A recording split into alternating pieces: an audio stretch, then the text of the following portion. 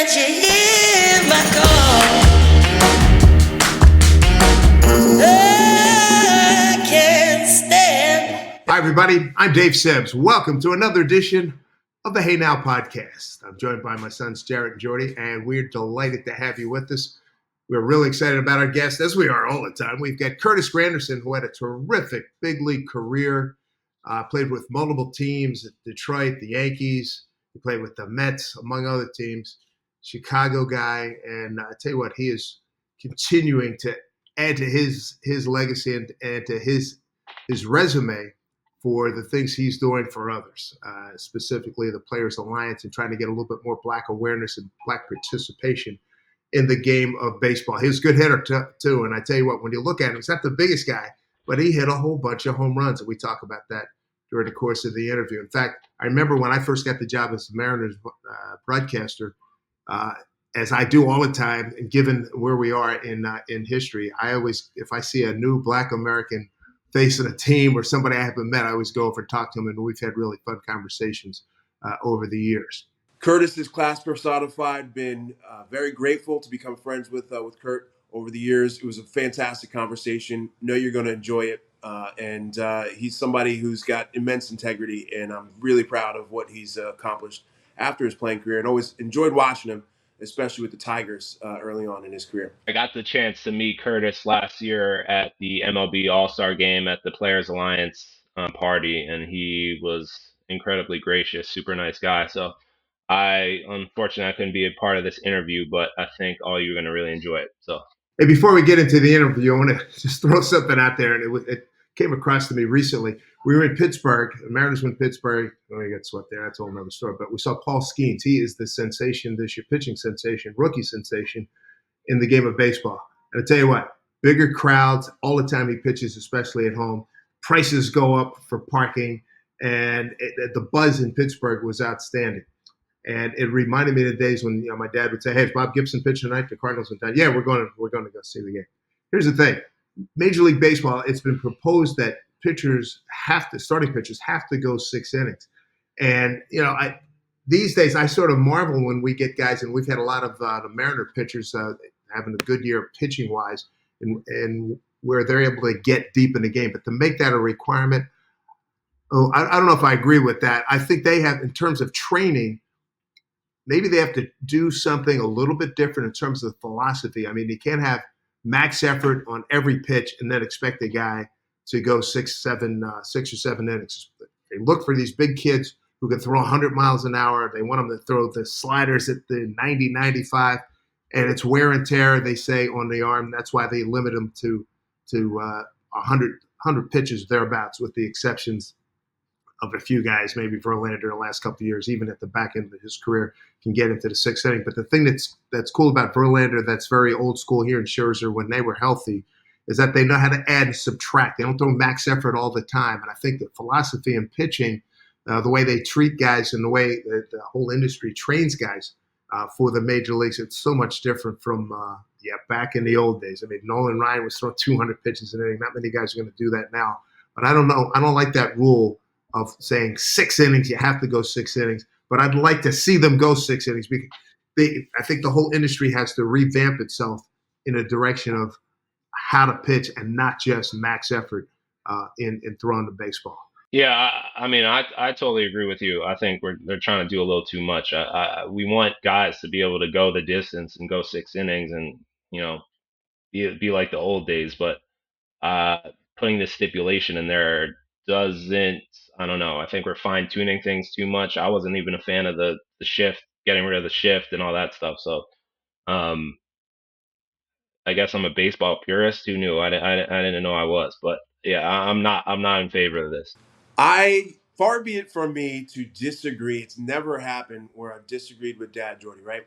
I see it differently. I think that, I'm a capitalist, and MLB is doing something the right way when viewership is up 6 or 7% across Fox and ESPN combined. And I think that the success rate of hitters after they've seen a pitcher 3 times through the lineup, that's meaningful. So it's a game of chess, just like, get them on get them over, get them in, and the strategy therein when base stealing was more pertinent part of the game. This is no different. And I think it's part about the injuries that have been happening, but it's also a rule change that I think is designed around the fact that it's more statistically or strategically relevant to just have a guy pitch 3 innings. Certainly, injuries are a factor, but I like the rule. My favorite pitcher was Arthur Rhodes, Randy Johnson, Clemens, most dominant pitchers I saw as an '80s baby, and loved watching those guys too. But I like the rule change because you get to see more of the guys that you came to see and paid good money for. I mean, I'd like that to just happen if he goes to 6 innings, and as they reteach these guys how to not like mentally check out at 100 pitches, learn how to deal with stress and pitch through different situations. I mean, you got a lot of these players. The game is such now that strikeouts, they're like, hey, you struck out. You know, back in the day, you didn't want to strike out. Ken Griffey Jr. talks about, hey, he struck out 1,700 times in 22 years. Mariners this year 1,300 plus with 40 games to go. So it would also be interesting the type of gamesmanship that would be going on because with the stipulations, you would be able to come out if you go over 100 pitches or if you get injured. I wonder if guys would be feigning injury or what other type of workarounds that would be interesting, I guess. yeah, I don't think you need to put a cap on you have to go six Yeah. innings, but I'd like to see him go 6 innings, but they have to just restructure. That's an interesting notion. I think also too, just like strikeouts and homers. That's the game now. So how does this impact that? Does it mean that there are more, it's more good contact? There's more 12 pitch at bats. Where how does the strategy shift too from the hitter's perspective? It's not all about. I mean, I can sort of see for relievers, especially closers, but for a starter, I mean, I'd like to put more value in the starting pitching. When you're 14, you know that if you touch 90 on the gun or 16, that you are going to get drafted. So it starts at a really young age. Go to Perfect Game, go to Prep Baseball Report. You're trying to impress the scouts by just hitting a number because baseball is so statistically driven. So it's, I think, imperative that the changes happen at the grassroots level when it comes to training, but also just how to evaluate players based on other factors like baseball IQ and other elements as well. But I think it has to happen at the grassroots level before you can see a sea change in the next generation of players. Just a change in philosophy. It'll be interesting to see how this comes down the road. All right, having said that, let's talk to one of the really good guys I've ever met in baseball or in any sport, Curtis Granderson. Take your time with the Players Alliance because we saw you last summer, and I want you to tell the folks what the Players Alliance, what's that all about? What do you aim to accomplish there? As an as an ex-player, that whole thing, Yeah, we started in 2020, and if everyone remembers, it's so crazy to think about. We're far removed, but it almost feels like yesterday. Even look at how we're doing this interview. Everyone figured out how to do video chat. Everybody was at home. COVID was rampant, but there was also no baseball happening at that time. So then when you have all that tied in, plus the events around George Floyd, you got a lot of players and individuals jumping on social going, okay, how do we do something in this scenario where there's a lot of attention and eyeballs on it? And Edwin Jackson, one of our founding board members of the Players Alliance, holds the Guinness record for playing with the most major league teams. So of course, he has the most major league teammates. So he's able to reach out and get on a group chat and start connecting people here and connecting people there. And next thing you know, we have a chat very similar to this. And there's about 300 players on there. Players that had just recently retired, such as CC Sabathia, who serves as our vice chair, and myself. Players who were still on the cusp of playing, like Edwin Jackson. He ended up playing for Team USA and bringing home a silver medal in the Olympics soon after that. And players that were just getting drafted, just getting started, to players who had retired and had set the path for us, such as a Dimitri Young, such as Kenny Lofton, I think was on the first one. King Wilson Jr., all these great names, it ranged. And we even had a 9-year-old on there. So the cool dynamic of having such a wide range of that is we collectively sat down and said, all right, there's a lot of opportunities that have been discussed prior to this, the Dave Winfields, the Andre Dawsons, the Dimitri Youngs, the Tony Clarks, about how to change for the African American player in the game, outside of the game, in the cities we play in, and the cities we call home. But then life and things were just busy, so it was tough to keep that momentum going. But not in 2020. There was nothing to do. Everybody stayed home. So the Players Alliance was formed and we hit the ground running. One of our first big events at that time was going to the different major league cities, handing out COVID supplies, which is crazy to think about, all the sanitizing, all the wipes, all the masks, all those different things. We were also helping with food insecurity because remember, a lot of people were struggling with a lot of different things and they were getting amplified because of COVID in that time. And again, trying to break that bright spot, we provided a lot of kids with their first bat and their first glove throughout this tour that we did going across the country to all the different major league cities.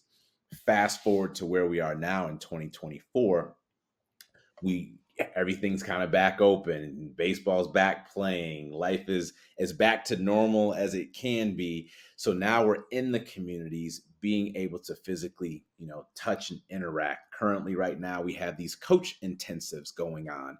The African American population in Major League Baseball is steadily on the decline, so how do we combat that? And one of the areas that we as the Players Alliance is looking at is going, okay, development is one of the keys that has to be focused. But how do you develop if you don't have the proper coaching or the proper people around to develop? So we have greats such as Lou Collier, Marvin Freeman, Marquise Grissom, who have developed great talent that have been drafted. Right. Marvin's been doing a great job in Atlanta, right? Yeah, they're doing a great thing. And then now these individuals are then coaching the coaches. So when those coaches are in those local little leagues or those park districts or those travel teams, they have more tools in their belt to get those kids that are wanting to play, that are being introduced, more of that skill set. So as they move up the ranks through high school, through travel ball, hopefully in the college, possibly in the pro ball, they're getting that top level of development. And then you can start to see some of these things start to change. So a lot kind of wrapped into what the Players Alliance started, what we're currently doing, and there's still a lot more left down the road. I believe it was D. Gordon told me that he said Edwin was the heart and you were the brain of Players Alliance. Is that how you would describe it? I feel like there's a good mix here. And D. Gordon, I'm glad you mentioned him. Him and Cameron Maben, along with Edwin Jackson, were the three originators that kind of put this whole thing together. Edwin serves as a founding board member, and he knows everybody. CC works for Major League Baseball, and plus he's just a physical presence, and he's in New York, so he has a lot of things where he can get the commissioner's ear and get Major League Baseball. And I kind of float in the middle. I kind of always look at it and address it from, an analytical standpoint and look, okay, how does this side look at it? How does that side look at it? What about the young players? What about the old players? What about the teams? What about the places we have home? And I think the three of us mesh very well, but it all started with those three, Cameron Maben, D. Gordon, and Edwin Jackson. And I think we all play off each other very well with the current board that we have with CC, myself, and Edwin. But we rely on a lot of the other people that are out there that are boots on the ground because there's only three of us. We're very lean, but players that are in it, players that have just recently left it, players that are still involved in it, a lot of what they say that we should be doing is what we do. You said COVID, like it does feel like yesterday and decades ago at the same time. We were wiping down groceries with the antiseptic, and then you guys get on a call brought together by the amazing group that is you, Edwin, D, and Cameron. And was it something that where you are now organically came about, or you envisioned this sort of initiative with teaching the coaches and all of the great things you've accomplished thus far? Did you envision that at the beginning? I think when you especially when you get athletes together, there's a lot of energy.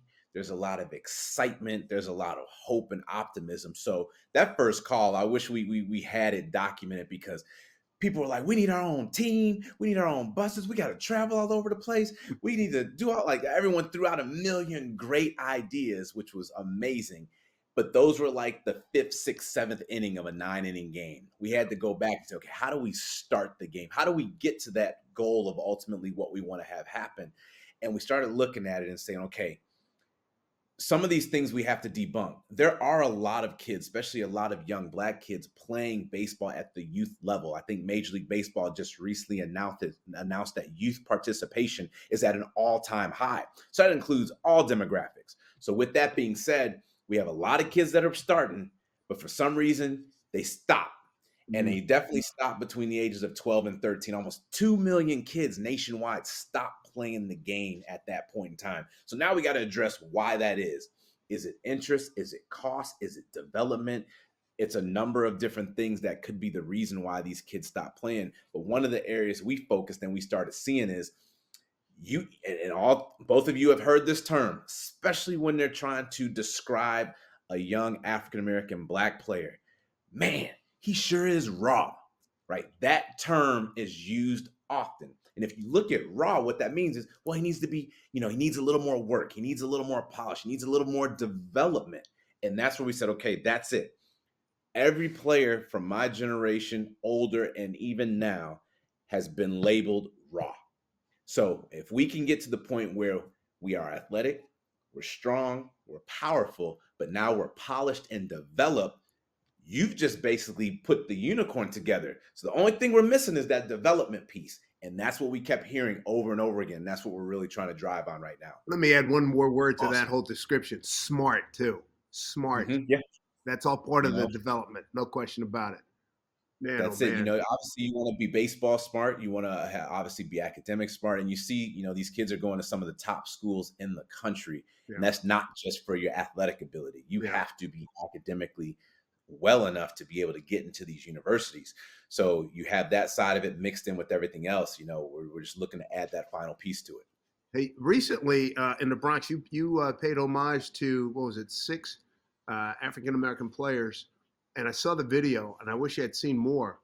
It was Willie Randolph, Reggie Jackson, Dave Winfield, Judgy, CC, and Willie Randolph. What a crew. And Jeter, too. Yeah. Wow. So that's a lot of guys, man. It's on a mural up in a school in the Bronx. Tell us about that. So really neat, Edwin Jackson, again, everywhere, knows everyone. People seem to contact him. And we're doing an event in, I think it might have been in Georgia somewhere. There was a couple kids up there talking to him, some younger kids. And there was a mural in this part of town, wherever they were. So one of the kids asked the other kid, but it was loud enough where Edwin can hear it. And they said, who's that? And someone said, I'm not sure if it was Jackie Robinson. It was a deceased player, but a well-known player. And then the other kid asked him, is he still alive? And the kid responded, said, of course he's not alive. That's why he got a mural. You only get the mural when you're dead. And that's when the light bulb went off for Edwin Jackson. He said, you know what? We got to start putting up those images of these greats while they're still alive. So these kids and these people in the community can give them their flowers and see, all right, that's somebody who I've seen on TV recently. I may have got a chance to interact with them. That's someone I hope to want to be. And that's where we said, in the Bronx, in partnership with the Children's Museum there, we were able to go ahead and highlight 6 Yankee greats. And they were strategically selected. You look at the first African-American captain for the Yankees, Willie Randolph. You have one of the second captains, Derek Jeter. You have the current new captain, Aaron Judge. All 3 African-American individuals with some powerhouse names next to them. Hall of Famer, Dave Winfield. Hall of Famer, Reggie Jackson. Future Hall of Famer, CC Sabathia. So if you want to go ahead and build something and say, these are the individuals I want to be like, that's a great wall to have it. And across the street is your Children's Museum, a place where a lot of the community is going to consistently go. And once you get inside, you're going to have Play in Color, an exhibit where you'll see all of the Yankee players that have played, not just the ones that are alive, but the players that have played before and the players that'll come. But this is your big picture beforehand, and then you get inside. And the great thing about it is all the major league cities that have a team all have a Children's Museum. So this can be replicated in all 30 major league cities, or where all the 30 major league teams are. So that's where this all kind of came to be. But the whole thing was about, let me see somebody who's still alive. Case in point, I live here in Chicago. This is home for me. I'm driving down the street, and God rest his soul, there's a big mural of Kobe Bryant up. Kobe didn't play for the Bulls, right? He didn't play. He didn't do anything in Chicago. He's not from Chicago, but because he's so popular and everybody Mhm. loves him so much. Once he passed away, somebody said, "You know what? I'm going to put a mural of Kobe Bryant up." Now, while he was alive, I never saw that mural up anywhere. I haven't seen very many murals of Michael Jordan up. I haven't seen murals of Frank Thomas up. I haven't seen murals of Andre Dawson up in the city of Ernie Chicago. Banks. Ernie Banks, my dad's favorite player, Ernie Yeah. Banks. So you have all these icons that could be up, Yeah. but once they pass, that's when we put them up, and we wanted to go ahead and change that narrative. Let me just say this. Tony Clark, who runs the Players Association, he said this about you. He says, Curtis is the example for all to follow, and his commitment to the well-being of the game and those who play it is bar none. He pretty much summed it up right there. Hey, you mentioned Chicago. Let's go back to your roots. Get that beginning story, Curtis Granderson. I mean, where in Chicago were you raised? And I know your parents were big influences on you. Yeah, so home is Chicago, born and raised here. I grew up in the south suburbs here. Both my parents taught in the Chicago public school system. My sister currently teaches at the university level as well. She's at Jackson State University. And then at the time, I was one of a handful of Major League Baseball players with a college degree, having earned that from the University of Illinois at Chicago. UIC, home of the Flames. So education was always something first and foremost. And right before we got on this talk, you guys asked if I was going to be coaching, as I started to get outside of baseball. And I have a great deal of respect for all the coaches I've ever had, but that's not the area that I want to go. I want to be able to have impact without having the pressure of winning and losing and dealing with parents. Yeah, for sure. And one of the big things that I loved my parents so much for, and I heard my mom recently say this, she said, people ask, like, so what was it like to raise a Major League Baseball player? And she kind of stops everybody and she says, I was never trying to raise a Major League Baseball player. I was trying to raise a good individual, someone that was going to put himself in a position to be able to take care of himself. This just happened to be one of the results of it. And from that, I just remember watching a lot of families that I interacted with, whether it was teams I was on or teams I played against. And you see that just pressure and that intensity, and you got to make it and you got to do it. And you wonder, does any of that affect the kid both positively or negatively? But for me, there was never any pressure on it except for you have to put the effort in. You will get in trouble if we find out you did not do the effort, not get an A, but the effort. And sure enough, there were times where if I went in for parent-teacher conferences and they said, well, he didn't turn this in or he didn't do that, that's lack of effort. I was grounded, right? But if there's something I did everything I needed to do and I got a C in it, such as Spanish 2, I couldn't get it. I couldn't do it. But I turned in all my work. I did as much extra credit as I could. I got a bad grade. And my mom said, but you did the effort. That's what we want to see. So there wasn't I needed to be a 4.0 student. I needed to be on the honor roll. I needed to make the all-star team, none of that stuff. And that's why I love my parents so much for it. They're still here with me today, still living in the south suburbs. I live in the city. I've been here ever since 2008, living actually before that, because I was a resident in the dorms in 99. So 99 to 02 when I got drafted. And then I ended up buying my first place in the city of Chicago in 2008, which is where it's been home for me ever since. ¿Cómo está tu español ahora? Un poquito ahora, posible, muy better. I'm so mad at myself. I have teammates. I lived in the Dominican Republic for 6 weeks and played winter ball there, and it was good there. I was able to order my food. I'd get me some pollo y papa fritas, botella de agua para llevar, and I was, all the important stuff right there. And then I got out of it, and I just haven't been able to use it. And one thing that also messed me up being in Chicago. So this is one of my negatives about Chicago. So I'm in the Dominican. Most of my teammates are Dominican and Venezuelan. So a lot of the Spanish I'm learning is Dominican, Venezuelan slang. Mm-hmm. So I come home after living in the Dominican Republic, playing winter ball. I'm like, I'm going to go full forward because we have a lot of Mexicans and Puerto Ricans here and a lot of people that speak Spanish in Chicago. So I get out to the first restaurant. I start saying stuff and they're looking at me. I go, I know I'm saying it right. And I'm like, maybe I'm not saying it right. And that's when I found out that there's different slang and some people don't know it depending on where you are. Yep. But I got so scared from it, I kind of wheeled it back and Back stopped away. doing it. And then it was like a year or so later, and I was like, okay, there's different types of it. Just like, Southern twang versus East Coast and West Coast slang and Yep. Midwest. Did nobody tell me that? That's what I needed to learn in Spanish too, and I wouldn't have got my C and D, Oh, that's great. That's great. I have this image now of you. You're such a clean cut guy, and in Spanish though, you just start cussing in Dominican slang when you order food. I'm going to take that with me. I love that. I was just going ahead and offending the server that I had that day, man. not even realizing I was doing it. What about interacting with your teammates? How did that go with your Spanish? You know what? I think one thing that was always helpful is I was open to change in culture. Having gone to UIC, my university, we were one of the most diverse schools in the country.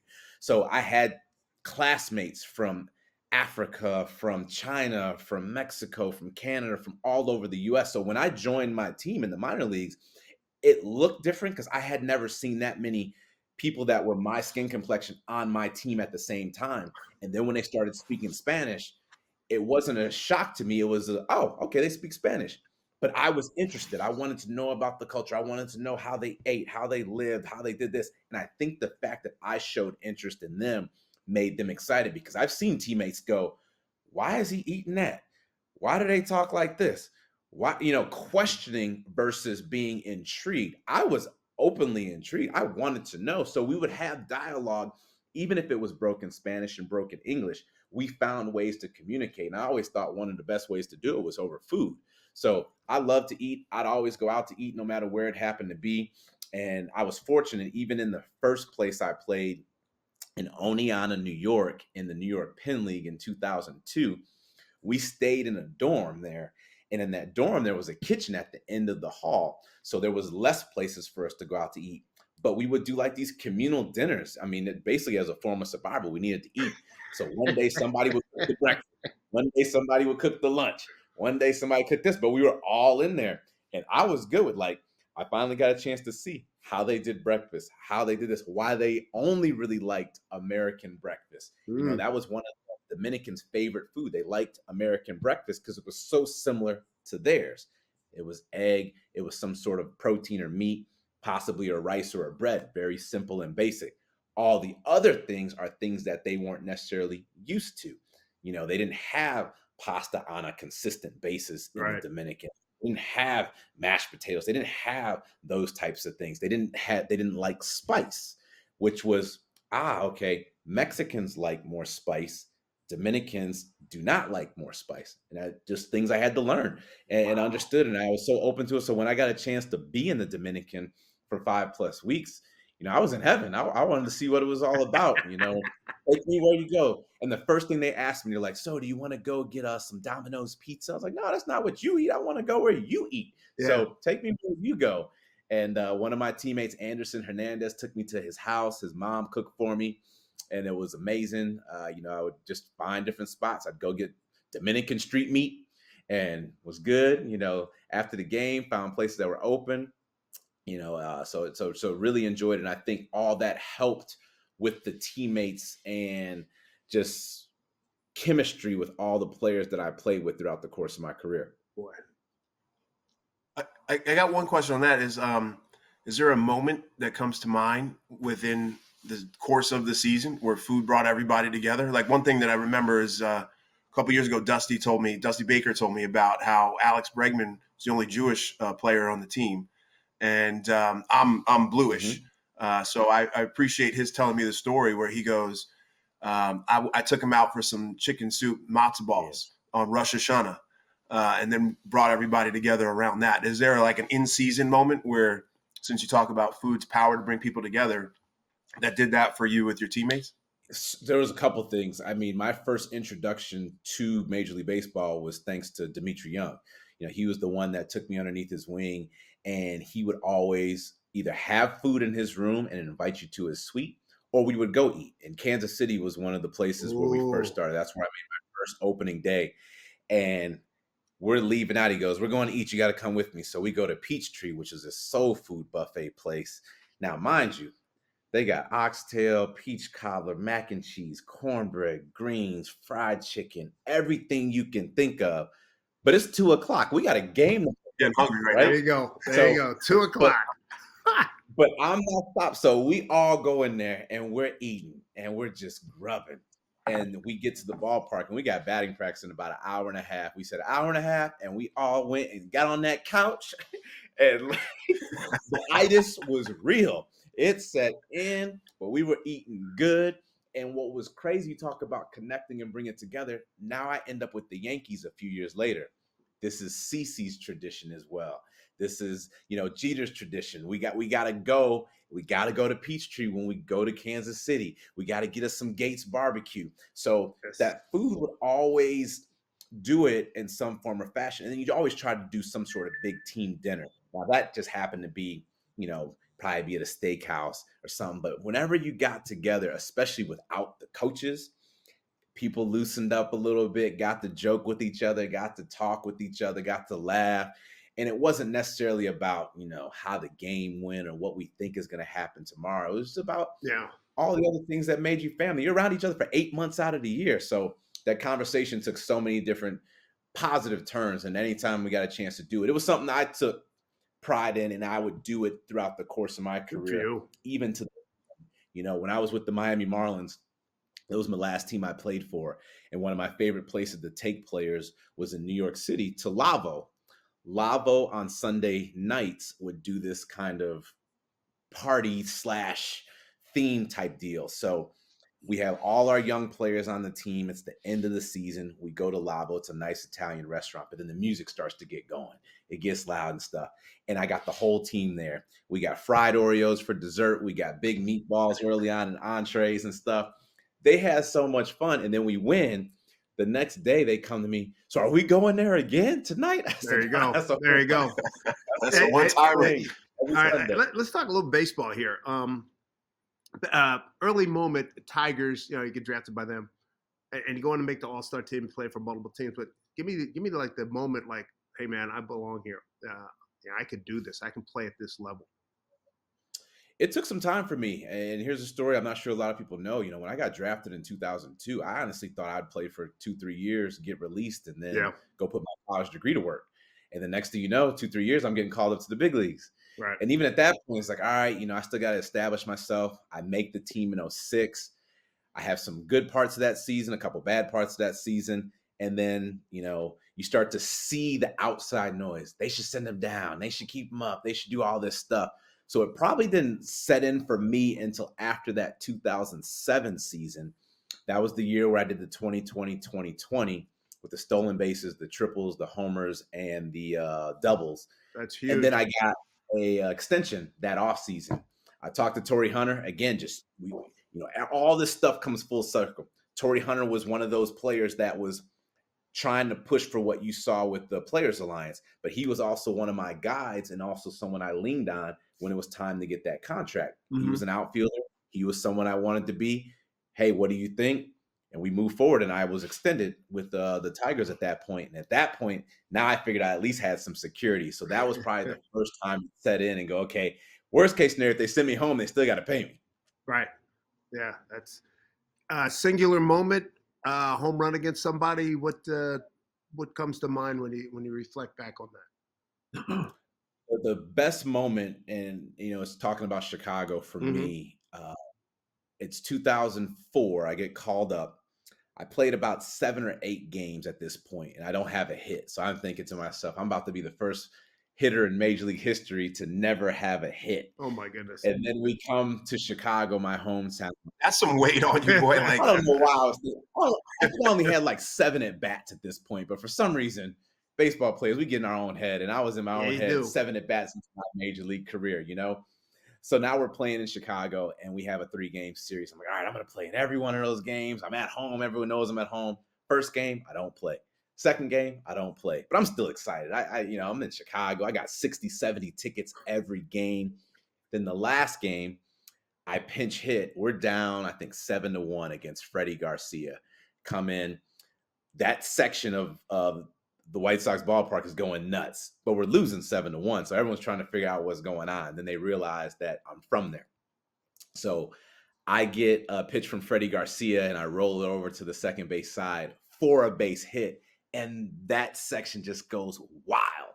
Again, we're losing 7-1 in the ninth inning. Freddie Garcia is about to get a complete game. But what's really cool about that moment is not only was it my first major league hit, all my friends and family got a chance to see it, but the White Sox, and I thank them for this because they didn't have to do it, they put it up on their scoreboard that this was my first major league hit. And as you know, they don't do that for the visiting team very frequently. Not very frequently, correct. Player, they put that up there, and then the crowd understood what was going on. So that was the biggest moment, to throughout the course of my career that I'll never forget. As I look at your numbers too, your third year, you played 159 games. I mean, you were posting, but you led the league in strikeouts. From there, though, it blows me away that you became such a power hitter. You went from a guy slap to a gap and everything. Where was that transition where you become the power hitter? I mean, because you put up, he had a couple of 40 home run seasons, man. I think it was a combination of things. There was power always in there, but there was a couple of things that worked against me and also worked for me towards the rest of my career. I played in Comerica to start. Very big ballpark, still a big ballpark. I think they just moved it in the fences again for a third time now.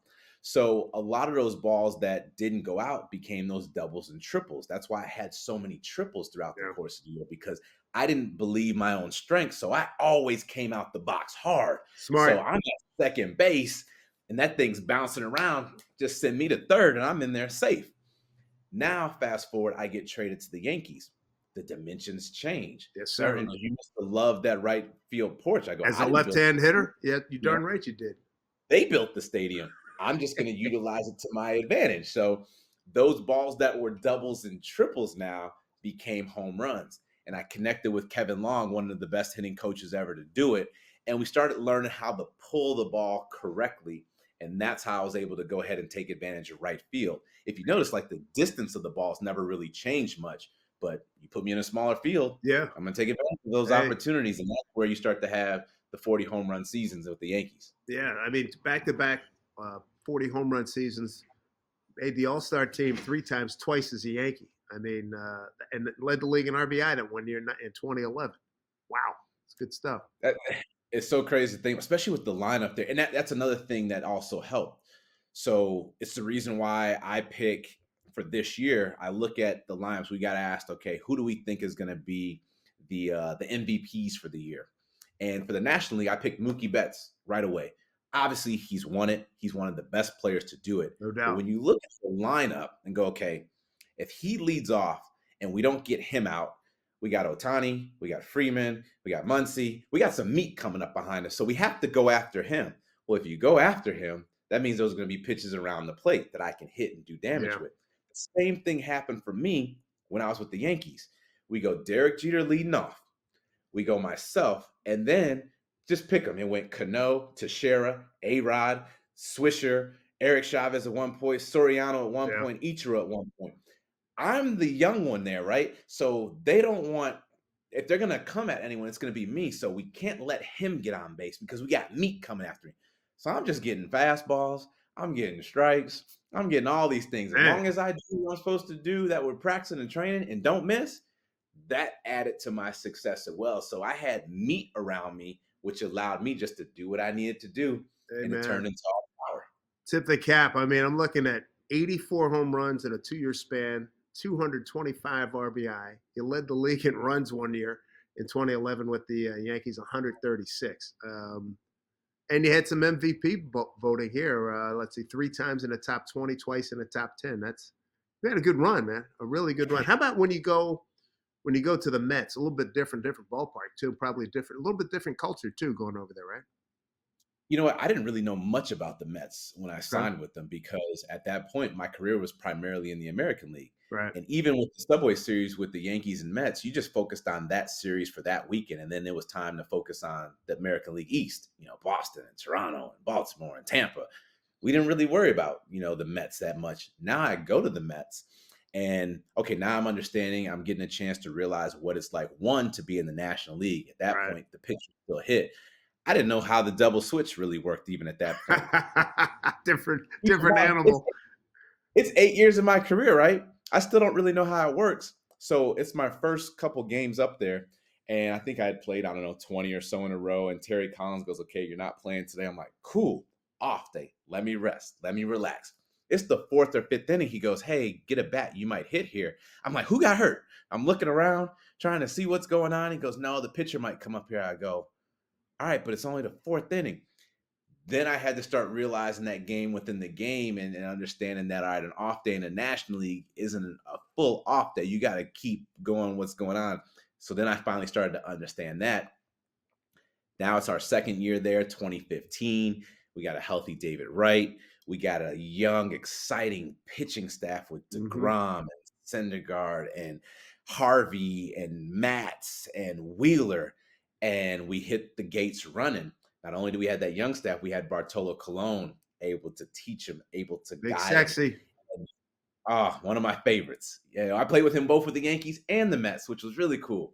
So now we're winning and the place is rocking. And that's when I started to realize, I'm like, wow, like if you are a Mets fan, I mean, it's intense. It's they're gonna boo you like crazy when you stink because it's been bad for a while. But when they win, they're gonna cheer you like crazy because they haven't won in such a long time. I hadn't heard cheers and boos like that on both sides. Like I stunk it up early, they let me have it. I played well, they cheered and praised. When Chase Utley slid in the Ruben Tejada, and then we had to come the next day, and then they did the player alignments, and they put the camera on Chase Utley, and they kept it on him. I had never heard boos like that ever in my life. So that was one of the unique things about being with the Mets and Citi Field and the blue and orange. I mean, just intensity, but fun and passion, and all New York has to offer. So 8 years in New York, Yankees and Mets, definitely would have never dreamed it. Wow. And loved every minute of it. Was that a pressure that was different from playing with other clubs, other cities, big markets, New York? How did you deal with that, and what did that pressure feel like? When I first got traded to the Yankees, I was scared. I mean, at that point, you just heard about all the different things that you either could do, happened, or you couldn't do with being the Yankees.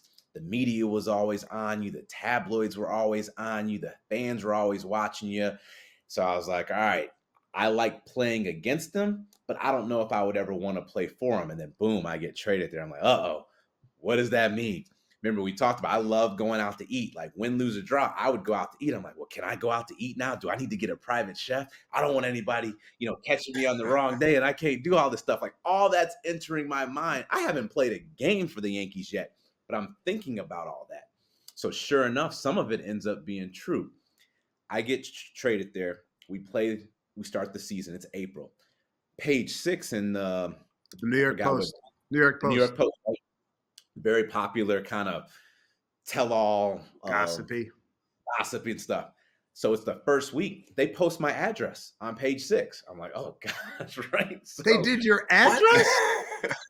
Put the address. I'm staying at 72nd in York, 515 East 72nd Street in New York. In there, New York Yankee, new apartment right here. I'm like, first of all, how'd they get it? Second of all, why are they putting that? Do they not realize the dangers that can come from that? Luckily for me, I only had one incident and it wasn't bad. There were 2 autograph guys that ended up outside my building the one day. And I said, hey, I'm just not going to sign out in front of the building. I'll definitely sign for you at the ballpark. And that was the only time I had to deal with that. Another time I ended up in page 6. Me and Jabba Chamberlain ended up going out one night after a game. And again, just luck to have it, him and I were both standing on the wall and we had just ordered a water.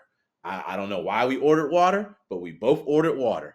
And sure enough, whoever caught the picture or took the note said Jabba Chamberlain and Curtis Granderson out at this club drinking water. And I was like, whoo, because that could have been taken the wrong way. And especially, I think we might have lost the game before too. So at least they couldn't blame it on what we were drinking because we were drinking water. So all that stuff started to enter, but then you had to understand, okay, there's a game within the game there. Just got to be smart with what I do and when I do it and how I do it. So I'd have friends come in town to see us and we're playing the Red Sox and we lose. Hey, dinner plans are canceled tonight, y'all. If we won, all right, we still go able to go out to eat and do what we got to do, So those were some of the things that I did not know were going to be as intense, but some of it wasn't nearly as intense. I ended up on TMZ twice over there, which I would never. For what? Like what? What happened? The first time I was walking, one of the times was big and funny. I'm walking out of the Knicks game, and this is the year where people are boycotting the Oscars because they're claiming there's not a lot of black representation in the Oscars. So it's snowing at the Knicks game. I'm walking out. They catch me right there. Hey, Granny, what's going on? And with TMZ, they do really good. They start talking really fast and ask you a lot of questions. And in the mix, they ask, so what's going to be whiter, this snowstorm or the Oscars? I'm like, there's my taxi right there. I got to go get my taxi right there. So they, it's just little things like that. They got me one time coming out of Lavo. Again, that was one of my spots I like to get, but it wasn't anything crazy. I think they asked me, it was a funny question, like, did I ever have to go to the bathroom during the game or something like that? You were posted up at Lava, huh? It's the second time that was my spot, because here's the thing. All right. New York is not cheap, right? So if we want to go out and we want to hang out and do our thing, like, there's expensive minimums to get into the club. And I found this out being a Detroit Tiger. We came in town and we wanted to go out one night, and there was 4 of us. And we ended up at a club, and DJ AM was still alive, was DJing at this club. So they said, hey, we got you at the right table right next to DJ AM. You guys want to come in? And mind you, there's 4 of us. They said it's a $5,000 minimum. What do you want to do? And I said, there's only 4 of us here. And I said, we can't drink that much. Like, we're going to die. We can't do that. And then luckily I had some investment stake in hospitality. So I knew kind of how, like, bottle service worked, like how many people are supposed to drink a bottle of wine or this, that, and the other. So I said, hey, like, they're only supposed to be like 4 people for this. And the guy looked at me like, how do you know that? And he goes, okay, we can cut it in half and you guys can come in. So you know too much. Knew enough, So we came in, had a good time and all this, that, and the other. But now fast forward, if you want to go out with a group of players, you start going over 4, you get 5 or get 10. It's like the club scene is not the most financial to do it. But at Lavo, you get the food and the club combined. So that's why I always like to frequent that spot. Wow. Real quick, this is not why I married my wife, but it added to it. My wife goes with her girlfriends to Lavo one night before we popped the question, and J.R. Smith is hitting on her. And I was like, what's up with that? Like, no more Lavo. And then I popped the question shortly thereafter. Hey, it's the meatballs and them fried Oreos. That'll do it. Oh man. Hey, talk about your let's deal with this transition that you've made, not only with the Players Alliance, but also in a broadcast, the TBS crew. What did you have any journalism background when you were at UIC? I mean, did you take anything there, or are you learning on the fly, or nothing just being official. you? Yeah, nothing official, but I think some things that did help is I was a business manager and a business marketing major, so we had a lot of presentations. So we had to get up in front of the class, and I had to say my part, and you say your part, and we rap, and we kind of go from there. So I didn't think that was gonna turn into this, but I was also a fan of watching sports shows. So seeing people like Stu Scott, go up there every night and make the calls, and you go, okay, I can't wait to hear what he has to say. And then also meeting as a player, Shaquille O'Neal, Charles Barkley, Kenny Smith, when they were doing that gig, I remember asking them, I said, how do you all do it? And one thing they told me, this was in 2007 or 8, that stuck with me now. They go, we've played so many games. Everything that has happened, everything that you see, we've been in it. We've kind of experienced. So all we have to do is talk about that. Fast forward to where I am now, I keep that same mindset. I go, every play that's in front has happened. Now, there's been some rule changes and things like that, but I don't need to overcomplicate this. I talk about what's happening, what you're thinking about, what I think is going to happen, and so on and so on. And I've had just a great team over at Turner with Pedro Martinez and Jimmy Rollins, Lauren Shahadi, Ernie Johnson, the GOAT, to do it. And the mindset over there is we're going to have a conversation just like we are right here. Let the cameras pick you up, and we're going to roll from there. And I think that kind of eased it, because I was nervous at first. I was like, all right, I need to know all these numbers. I need to know all these stats. Which camera do I look at? How do I talk? And then you start to lose the essence of being yourself, as you mentioned. And just go out there and just talk about the game. And the game itself is going to give you plenty to talk about. You're certainly coachable. And I think the advice that those cats gave you was right on the money. No doubt about it, particularly coming from your perspective. Yeah. And they lived it. They can explain it. I mean, That's it. And I didn't realize I was driving one day with a friend of mine, and we're both the same age. We played Little League. We played high school sports together. And I forget that my knowledge is higher in this avenue than it is for other people. So we were talking about something. I think it was the new stolen base rule. And I mentioned if the bases are closer and you can pick off less, then the stolen base numbers will go up. It just sounds so easy to me. And I saw his response, and he goes, wow, I never thought of it that way. And I go, that's it. I didn't have to complicate this. There's a lot of people that just don't know those details. Yeah. And when you break it down at that level, it's true. It's more than enough. It's exactly what is needed in the situation. Couldn't agree more. I love that you bring that to the broadcast. I love watching you. TBS, you do a great job. You mentioned being nervous at first. You look like you're having so much fun, and that translates. Are you having as much fun as it looks like? Think of it this way. I get to watch a baseball game. I get to talk about it. And they're going to pay me to do it. Like, I'm having and oh yeah, this is going to be a constant theme. And they feed me while I'm there. It's been great. And the cast is so cool. Like, Jimmy and I played against him, played with him on Team USA for World Baseball Classic. Pedro, the GOAT. I never got a chance to play against Pedro, but I watched him. And Lauren is a true, her schedule and what she does and the amount of knowledge she's able to bring in with that schedule. Best. Ernie Johnson. Ernie Johnson tells this story about how he's so popular now. He's at the grocery store. He's ringing up something, and the cashier goes, "Do I know you?" And Ernie's expecting him to say, "Yeah, I'm from, NBA on TNT or MLB on TBS." He goes, "No, you're the voice on NBA 2K." So he's so popular that people don't even recognize him. They just know his voice, That's just so cool to be in their presence with all of them. I got another one for you. Through this whole course of your career coming out of UAC and then in the pros, and you play 16 years of bigs. You mentioned Kevin Long, but anybody else? Give me another coach or even a manager that's like, wow, the connection was there and you prospered. Jim Leland, that was the one. Good call. Good call. So we get it's 2006. We just make the team. He has a meeting with us, and he just, hey, I'm gonna run this team. I'm gonna do X, Y, and Z. And if there was ever a moment to get yelled at, again, his was very similar to my parents. It was a lack of effort. We'd lose a game 20-2, and he wouldn't say anything. But if all of a sudden we're not showing up to do our work on time, we're not staying after to do our work on time, that lack of effort, which is leading to us losing games, now I'm going to blow up. And what was cool is he never singled anybody out. Whether you played or you didn't play, you were getting yelled at. So we would be going there and say, we missed, we made 5 errors defensively. So you would assume that would be the talk, right? Defensively, we're not doing this. Then he starts to throw the pitchers in. Pitchers, we're not doing this. Then he throws the hitters in. Then he points at the coaches.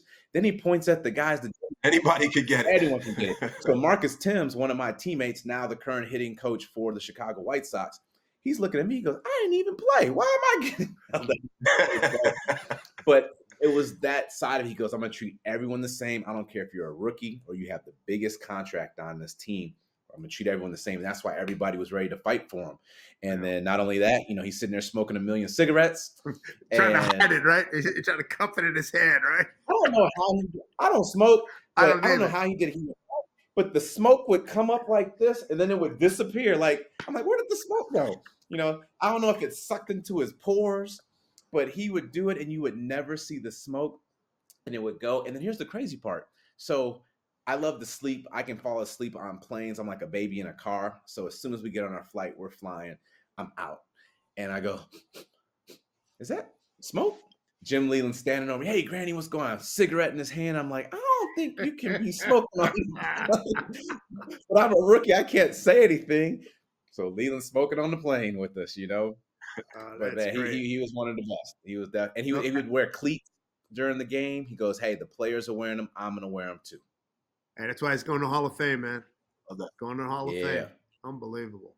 Um, What did you learn from Derek playing with Jeter on and off the field? So What would you say you've learned from him? on the field with Derek, one of the coolest things that I recognize and remember with him, he played for so long, had so many teammates with the spotlight on him in New York. It really could have been easy for him to not be as open and as welcoming as he was. Because if you think about it, he's seen players come and go. He's seen players be up for a day. He's seen players get traded. He's seen players sign free agent to leave. So as a new player joining the team, he could go, "You're not going to be here very long, so I'm not going to take the time to get to know you." And he was the complete opposite of that. He came up, he introduced himself, let me know if you need anything, go from there. And he would even take it a step further.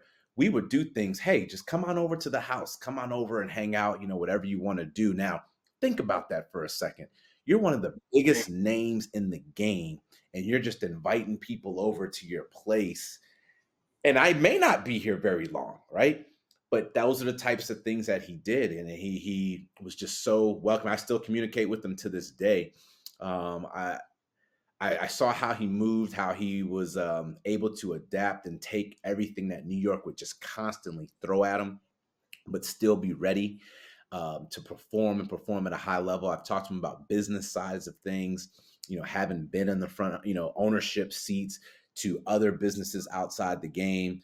And it's just been a great person to have had as a teammate, and someone I was blessed to say, you know what, I got not only the chance to play against them, but play with them and learn from them. wow, that's great. I got one to start to put a wrap on this. A misconception fans might have about baseball players, about the life of a professional baseball player. The glamour, the not so glamour. I mean, describe, if you would, what it's like in that realm, like a big picture for folks to get a handle on. Because certainly, as you mentioned, his autograph dudes were following you, and I see it all the time following, when I'm with the Mariners, not me, but I mean, following the players and everything. What's that? So think of it this way, and this is something I mention when I do my school talks at school. So the average school year, if you're in grade school or high school, is about 180 days. So you take out your spring breaks, you take out your weekends, you take all that stuff. It's 180 days. So whether you have kids or you've gone to school, you know how much time that is. You look forward to summer break. You look forward to your vacations. Well, the major league season is 180 days. So it's really close. So when I make that reference, kids and parents always, see it on that side. We play 162 games in those 80 days. So 18 total days off, with only 4 of them being bunched together. And that's at the MLB All-Star break. Mm-hmm. And then if your team is good, you have more games in the offseason or in October because you're playing in the playoffs. If you have family and friends or relationships, now you have to decide, okay, where is that going to take place? Chicago's home for me. I never played in Chicago. That was never my home city. So for 8 months out of the year, plus spring training, plus the playoffs, I was not home in Chicago. So those relationships obviously had some strain. The good thing is I always like to stay in touch. I came up in that era where it was free nights and weekends on the cell phone and free incoming calls and, free before 9, all that stuff. So I was on the phone all the time. I kept extra batteries with me. So I would stay in touch with everybody. And then as people would relocate, hey, I'm in your town playing, I'm in your city playing, here's a chance to stay connected. So it was good for me to keep that. But I hadn't had a Chicago summer since I graduated. And we all know Summertime Shy is one of the best places to be. So, I miss things like that. You're constantly on the road, you're moving around. I actually enjoyed the travel because of those things. I'm in different places. I want to try the food. I got a chance to see different people. But at the same time, you always have an eyeball on you. You always have someone talking to you and critiquing you. And it affected how I moved after the fact. So for example, when I would get home in the off season, I would see friends and family and we would go do something. I'd say, all right, everyone, just realize once we move out, us all being together, let's minimize the types of photos we take. the types of photos we share, the types of things we do here. Because if we get arrested or if we get into a fight or if we're caught drinking and driving or we're doing any of those things, they're not going to say much about y'all. It's going to all come back to me. You all are extensions of me. And my friends and family, I love them to death for this because they took that. And we still had great times. We still enjoyed. We still had great moments out there. But we knew when to turn it up and when to turn it down, and those sides of things. But because of playing baseball, I had to always be on guard when it came to those things. And I had friends and family go, well, why don't you do this and why can't you do that? And I go, I just don't know who's on the other side sometimes. And those are things I learned from Jeter and other players at the highest level. So the good and the bad, I got access to a lot of things, but I also had to be reserved when it came to a lot of things as well, because I just didn't know who was watching and who was trying to sneak that phone in there and take that pic, So, little things like that. Did that change who you brought around you and who you allowed in your circle? Like, Portnoy was seen at the Celtics game with the blonde, and men or women, like, did it change just who you trusted, being that you can find yourself in page 6? If there was a reason, if you gave me reason to, like, my big thing was never give me a reason to, right? I should never have to pull you aside and after. Now, I will pull you aside and we'll talk. But once you've given me the reason to, then there's less things that we do together. We're still friends. We're still family. I just can't do these things in those areas with you because of that. Mm-hmm. But there's other things like, one of my friends to this day, we just had a recent conversation. We were walking down the street together. He meets a friend and he said a comment to him. The guy said, it's like, where are you guys about to go? He goes, oh, we're about to go get something to eat, something to drink, something like that. And the way he said it, he goes, you know what? I don't know if I can say that because I don't know if that person thinks like we're going out like to drink and party. But I know that person, so they're not. But I also don't know who's around and heard that conversation. So he actually hit me up afterwards. He goes, hey, I apologize for saying it. And I didn't even know what he was calling me up about. He goes, but I got to realize, like, every time I'm with you and I say those types of things, I don't know who could be listening and hearing. So I said, hey, I appreciate that. So because of that, I think people in my circle have also realized and understood that as well. Wow. I've got one, actually 2 questions. The first, though, I know you're just switching gears entirely, a big soccer fan, as your buddy Chris Dickerson told me a while back. And I'd love to just hear, how did you get into the world of, was it Premier League football? Is your, who's your team, and what was that like? Your trip so my first over there to experience that the first time. My first introduction to soccer actually came on a baseball ambassador trip. So we are in the Netherlands. I'm sorry, we are in France actually, and it's Chris Dickerson, myself, a few other individuals there, and we're promoting baseball in the country of France. And there's a World Cup qualifier that's happening that day, France versus the Ukraine. So they said, hey, do you all want to go? We're like, sure, we'll go. Now, at this point, I think France is losing on aggregate point. They're like down 2-0 or something. So they need to win this game 3-0. And the whole country's like, there's no chance. We got no chance to go. So we're like, all right, let's just go check it out. And all of a sudden, the French team scores. And then they score again. And this place starts going nuts. And one of the things I always like to do is I get my scarf. So I got my scarf going and we're jumping up and down. Now, mind you, we got no dog in this race. But we're just cheering because the place is going nuts. The place is erupting. So that was one of my first ever matches. And it was intense and it was insane. Then we got a chance to go to El Clasico at Camp Nou and see just that sea of people out there doing that. I got a chance to go with Daniel Murphy and Matt Harvey and Chris Dickerson to see Fulham, to see Tottenham play. New Balance was and the New Balance was the kit team for or the kit supplier for Liverpool for a while. So with my connections there, I got a chance to see Liverpool play. And I don't know if I specifically have a team, but there's some matches I definitely still want to go see. Like I want to go see Boca Juniors. I want to go. That I hear is the craziest in the world. That's why I want to go. Those fans show up. Yeah. I want to go there. I want to go to the Eternal Derby in Serbia, which I heard is another insane one. And I like the fandom side of it. I don't necessarily have to have a team in it. I love the energy of fans. And that was one of the coolest things that I loved about playing, because when you go to different ballparks, everyone does it different. Totally And different. Yep. Yeah. whether it's the scoreboard, whether it's a mascot, whether there's a cheering section, I just like being in that. And I think soccer on the world stage is really unique. I'm so excited for World Cup 26. I'm trying to figure where I can go.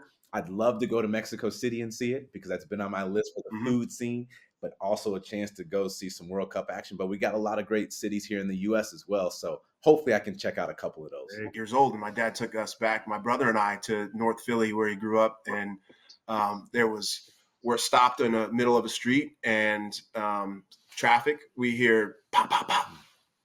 And I'm looking like, what the heck? And I had a sense, because I was 8, my brother was 4. And so he's peering over the window, like really excited. And then all of a sudden, my dad turns around and goes, "Will you two little eat some fucking food?" So I put those two moments together at Barclays, us hanging, and then that when I was 8 years old. But what was the scariest moment, if you could talk about it, of your life? It's crazy how much stuff happens around you that you don't always realize. And you just happen to be on the other side of the street when something happened on that side of the street, and you just didn't realize or know. I was in Toronto one time, and Toronto is one of the safest places, in the world. Yep. And we'd had a good time. We enjoyed ourselves. This is in the off season now, there was no game related or anything. I just happened to be there on a trip. And we're about to go eat at one restaurant, but that restaurant is packed.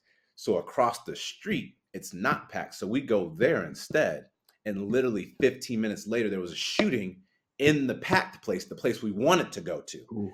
And we're outside, we see all the ambulance coming, didn't really think nothing of it. And all of a sudden, people were running from there into our restaurant, saying, "Oh man, they were shooting up in there." We're like, "Shooting where?" And they're like, "Right there." And we all look at each other and go, "That's where we were supposed to be." So, Yeah.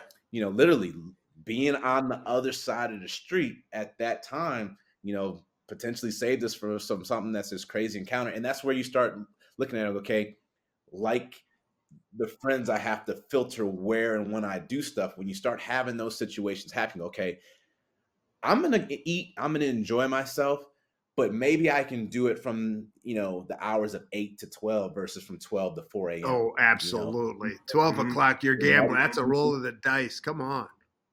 And this isn't me heavily plugging Lavo as much as I love the food. We're going to get you some T-shirts. Right? But we're there for dinner, right? This was strategic, right? Yeah. I'm the veteran of the team. I'm there with all these young players. We just got in town. We need somewhere to eat. Where can we eat? Boom, we have a 9 o'clock reservation. The music starts at 10:30. We're out of there at 12:31. Now, if you want to keep doing your thing afterwards, you can do your thing afterwards. No. But imagine the flip by saying, all right, we're going to do a team party and we're not leaving until midnight. Now we're starting to invite a couple things there.